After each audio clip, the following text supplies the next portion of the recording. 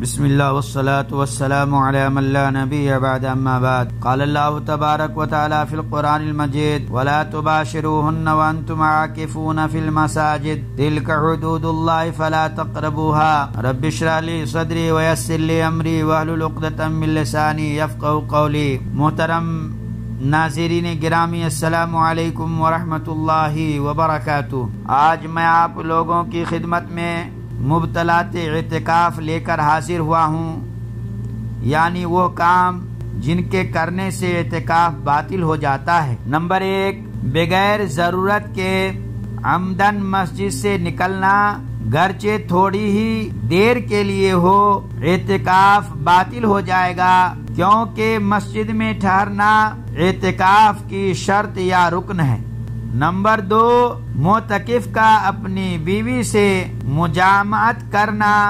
محترم سامعین، خطبہ مسنہ کے بعد میں نے سورۃ البقرہ آیت نمبر 187 کی تلاوت کی، جس کا ترجمہ سماعت کیجئے۔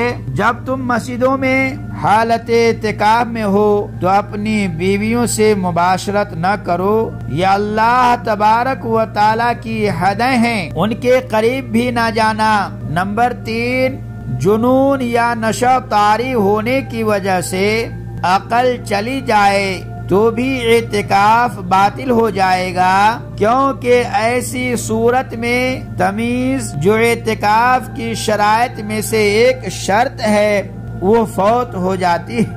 نمبر 4، عورت کے لیے حیض و نفاس کا خون شروع ہونے سے اعتکاف باطل ہو جائے گا، کیونکہ ایسی صورت میں طہارت و پاکیزگی کی شرط فوت ہو جاتی ہے۔ نمبر 5، ارتداد سے بھی اعتکاف باطل ہو جائے گا، جیسا کہ اللہ تبارک و تعالی نے ارشاد فرمایا، لَإِنْ أَشْرَكْتَ لَيَحْبَطَنَّ عَمَلُكَ وَلَتَكُونَنَّ مِنَ الْخَاسِرِينَ۔ اگر تو نے شرک کیا تو بلا شبہ تیرا عمل ضائع ہو جائے گا اور بالیقین تو ضیاءکاروں میں سے ہو جائے گا۔ سورہ الزمر آیت نمبر 65۔ محترم سامعین و سامعات، اللہ آپ کی حفاظت فرمائے۔ اس عظیم سنت کو زندہ کرنے کی کوشش کیجیے اور اطاعت پر مداومت کر کے، ہمیشگی کر کے اپنے دل کو تازہ رکھیے، اور پورے سال کے مہینوں میں سے چند ایام کو توشہ آخرت جمع کرنے اور سوچ و فکر کے لیے خالی رکھیے۔ میرے اسلامی بھائیوں، اعتکاف یہ ہمارے نبی حضرت محمد مصطفیٰ صلی اللہ علیہ وسلم کی سنت ہے، جو آج متروک ہوتی چلی جا رہی ہے، ختم ہوتی جا رہی ہے۔ کیا ہی بہتر ہوتا کہ نمازی کسی مسجد میں کوئی ایک رات سورج کے غروب ہوتے ہی آنے والے دن کے سورج طلوع ہونے تک اعتکاف کی نیت سے داخل ہوتے، تاکہ وہ اس پر اجر عظیم پاتے، ثواب حاصل کرتے۔